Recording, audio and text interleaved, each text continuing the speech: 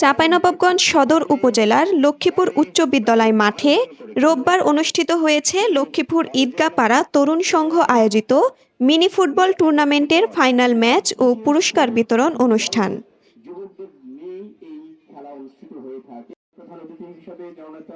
Final খেলায় মুখোমুখি হয় লক্ষ্মীপুর ঈদগাপাড়া তরুণ সংঘ বনাম সর্দারপাড়া তরুণ সংঘ। প্রথমার্ধে একটি গোল করে এগিয়ে যায় ঈদগাপাড়া। নির্ধারিত সময়ে আর কোনো গোল না হওয়ায় 1-0 ব্যবধানে বিজয়ী হয় তারা। খেলায় অংশ নেয় মোট 16টি দল। জমজমাট এই আয়োজনকে ঘিরে উৎসবমুখর পরিবেশ সৃষ্টি হয় পুরো এলাকায়। অনুষ্ঠানে প্রধান অতিথি ছিলেন জামায়াতে ইসলামীর কেন্দ্রীয় নির্বাহী কমিটির সদস্য ও ঢাকা মহানগর দক্ষিণের আমির নুরুল ইসলাম বুলবুল।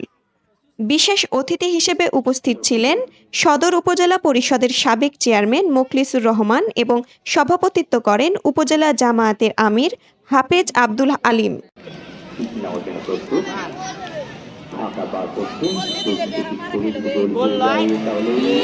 শেষে বিজয়ী ও রানার্স আপ দলের খেলোয়াড়দের হাতে পুরস্কার তুলে দেওয়া হয়।